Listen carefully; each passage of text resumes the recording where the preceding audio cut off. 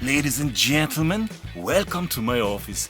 My name is Marek. In this episode, I'm gonna make incredible, amazing, super insane, tasty Bucatini all'amatriciana.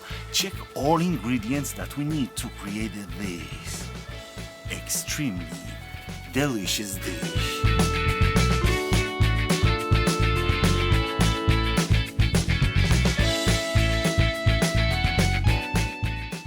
Hello, it's me again. I have one important information. In Italy, in original recipe, they are using guanciale, pork cheek. In my recipe, I will use this part of pork under the throat, which is also really fatty, which is also really delicious, and it looks like this.